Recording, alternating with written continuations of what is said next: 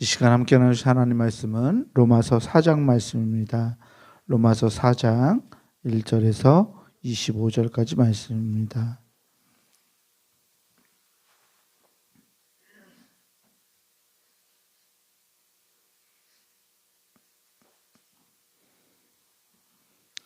로마서 4장 1절에서 25절까지 신약성서 243페이지에 있습니다. 말씀 제가 앉아 여러분들한테 나누어서 교독하시겠습니다. 그런즉 육신으로 우리 조상인 아브라함이 무엇을 얻었다 하리요?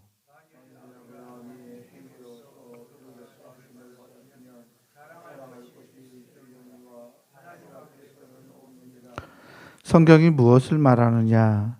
아브라함이 하나님을 믿음에 그것이 그에게 의로 여겨진 바 되었느니라.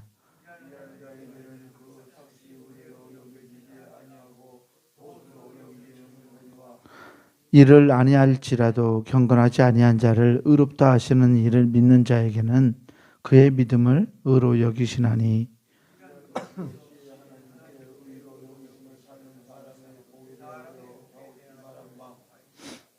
불법이 사함을 받고 죄가 가려짐을 받는 사람들은 복이 있고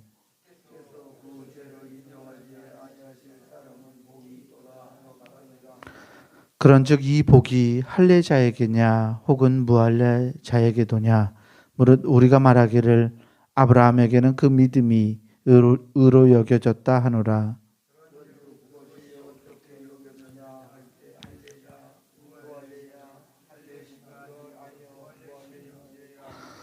그가 할례의 표를 받은 것은 무할례 시에 믿음으로 된 의를 인친 것이니 이는 무할례자로서 믿는 모든 자의 조상이 되어 그들도 의로 여기심을 얻게 하려 하심이라.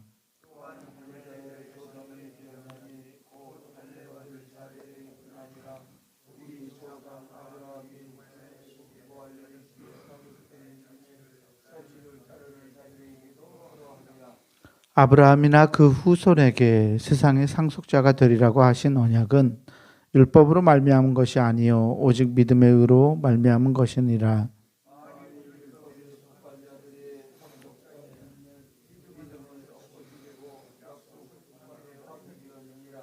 율법은 진노를 이루게 하나니 율법이 없는 곳에는 범법도 없느니라.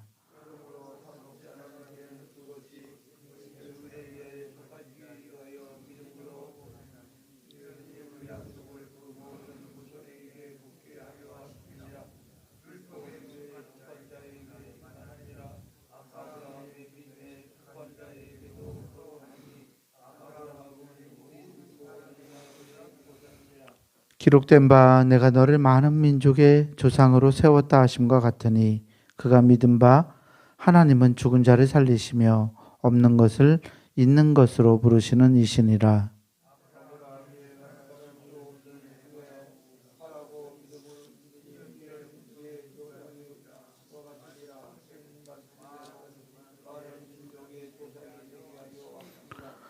그가 백세나 되어 자기 몸이 죽은 것 같고 사라의 태가 죽은 것 같음을 알고도 믿음이 약하여지지 아니하고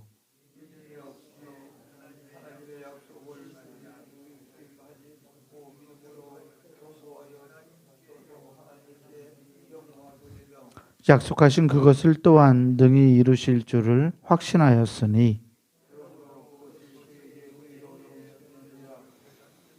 그에게 의로 여겨졌다 기록된 것은 아브라함만 위한 것이 아니요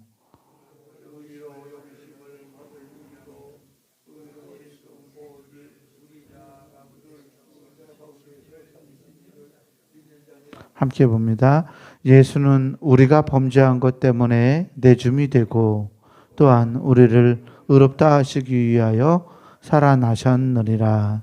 아멘. 주님께서 주시는 은혜 앞편 강의 오늘 새벽 하나님께 나아가는 우리 모두에게 함께하기를 주의 이름으로 축원합니다.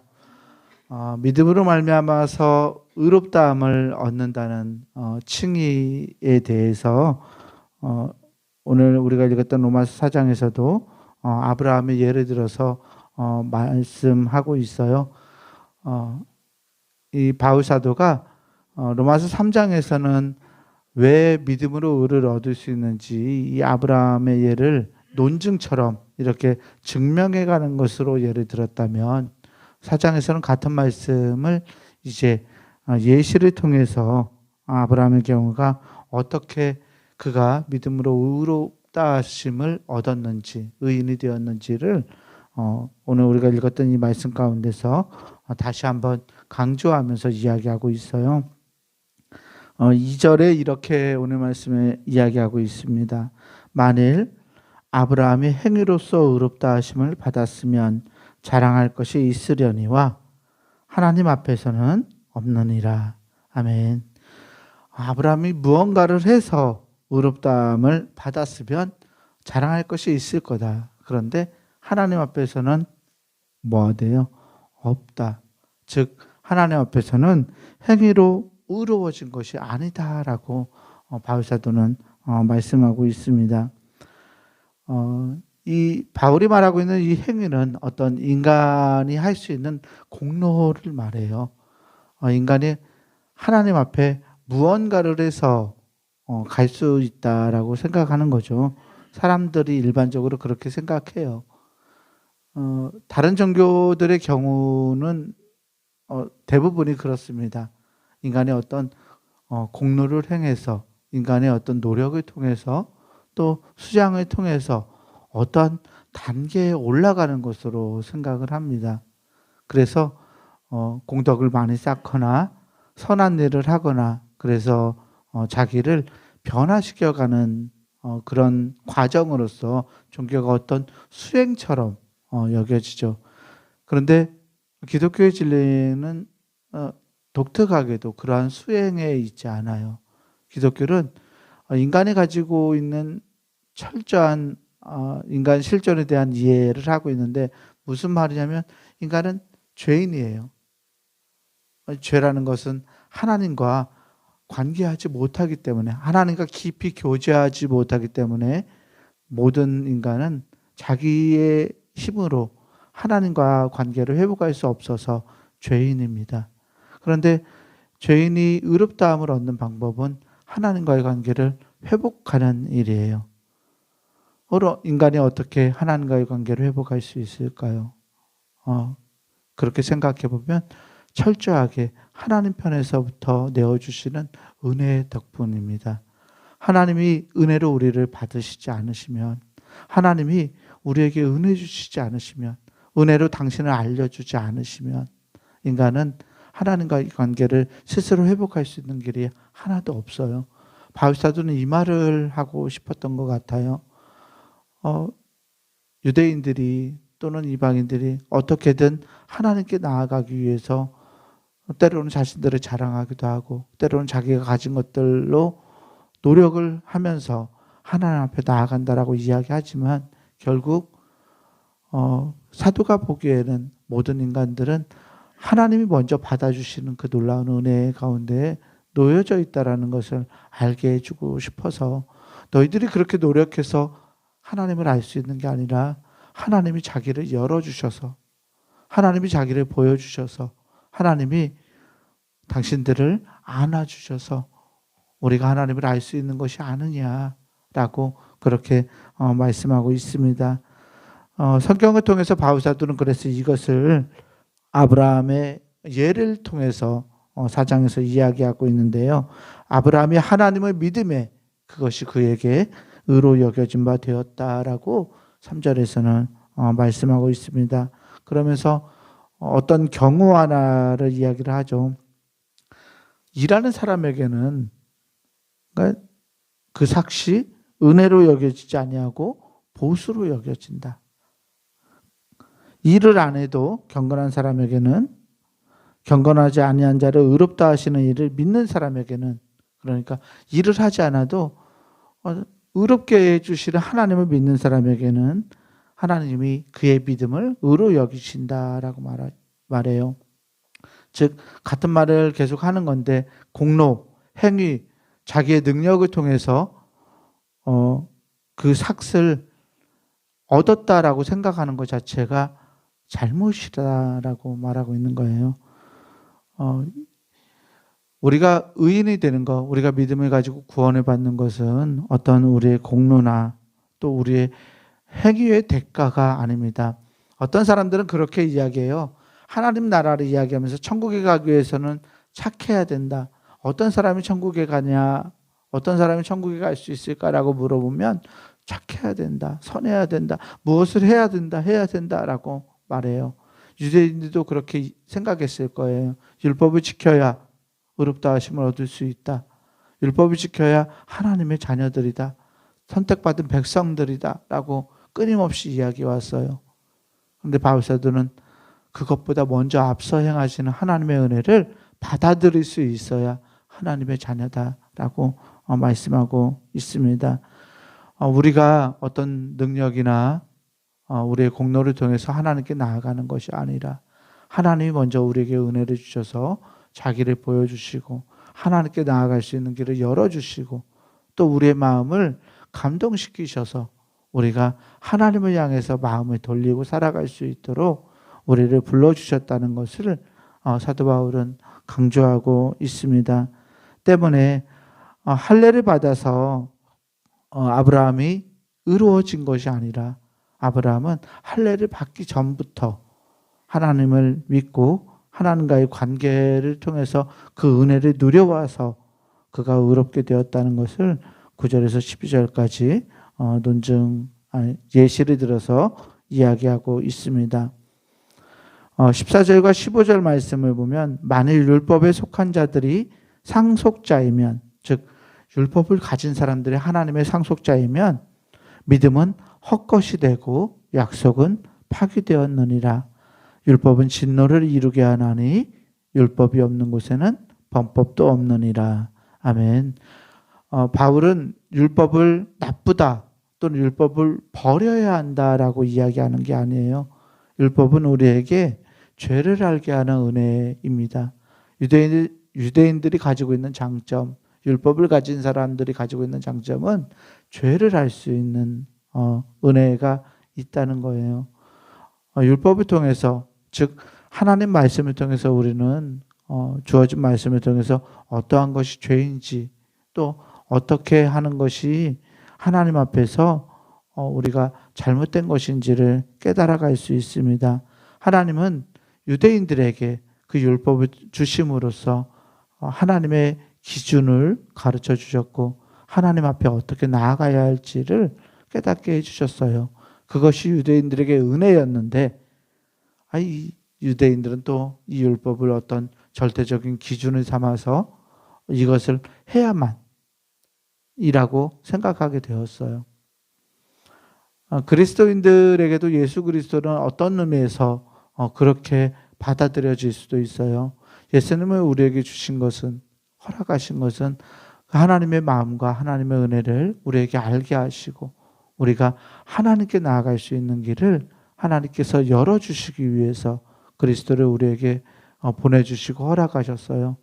그런데 어떤 사람들은 예수 그리스도의 십자가를 어떤 규칙이나 행동이나 자기의 노력의 기준으로서 삼는 경우들도 있어요. 교회에서 무엇을 해야 되고 또 믿음의 공동체에서 어떠한 것을 해야 구원을 받는다라고 말하고 있어요. 그런데 어떤 경우에도 우리가 의롭다 하거나 우리가 믿음을 가진 자가 되는 것은 하나님의 전적인 은혜예요. 하나님께서 우리의 마음을 믿음의 사람이 될 수 있도록 변화시켜 주지 않으면 즉 하나님께서 우리 마음에 먼저 역사하지 않으면 우리는 먼저 우리가 우리의 힘으로 하나님께 나아갈 수 없기 때문입니다. 오늘 우리가 하나님께 나아갈 수 있는 것이 우리 모두에게 은혜임을 믿음으로 고백할 수 있는 우리가 되었으면 좋겠습니다. 하나님은 바울사도를 통해서 이렇게 하나님의 약속을 우리가 바로 알고 나아갈 수 있도록 말씀을 통해서 가르쳐주고 계세요. 오늘 말씀 20절에서 22절 말씀을 보면 아브라함의 믿음이 어떻게 하나님께 효력이 있었는지 바울사도는 이렇게 말하고 있습니다. 믿음이 없어 하나님의 약속을 의심하지 않고 믿음으로 견고하여져서 하나님께 영광을 돌리며 약속하신 그것을 또한 능히 이루실 줄을 확신하였으니 그러므로 그것이 그에게 의로 여겨졌느니라. 아멘. 아브라함은 믿음을 가진 사람이었어요. 그가 하나님 앞에서 행한 것 보세요. 인간적으로 잘못들도 계속 행하고 인간적으로 하나님 앞에서 그가 정말 믿음의 사람답게 어떤 아들을 이삭을 얻을 만한 자격이 있어서 그에게 하나님께서 구원을 베풀어 주신 게 아니었잖아요.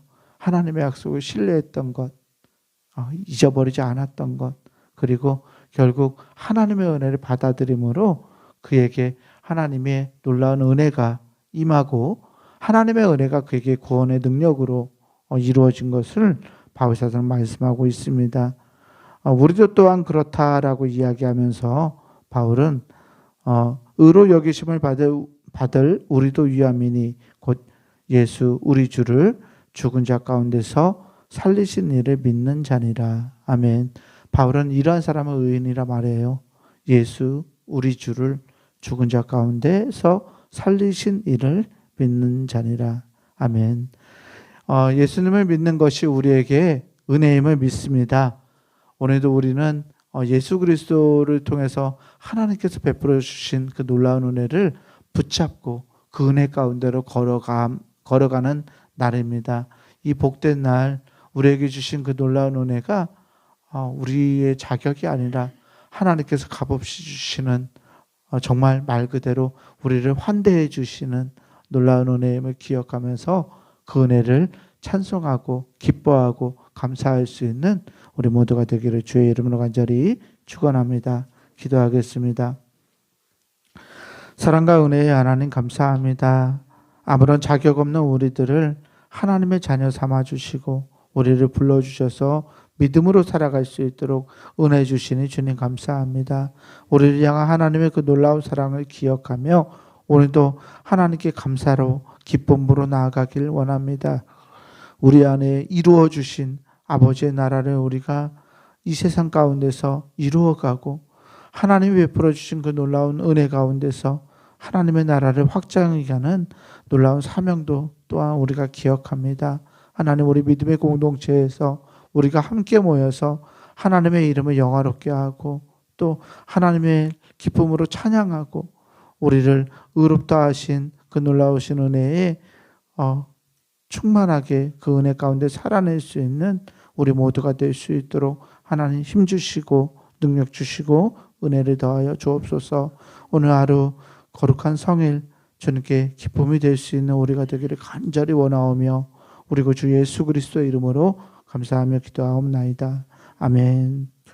하늘에 계신 우리 아버지여 이름이 거룩히 여김을 받으시오며 나라가 임하시오며 뜻이 하늘에서 이루어진 것 같이 땅에서도 이루어지이다.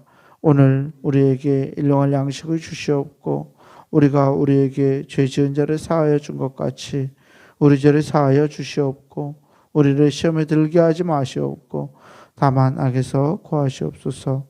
나라와 권세와 영광이 아버지께 영원히 있사옵나이다. 아멘.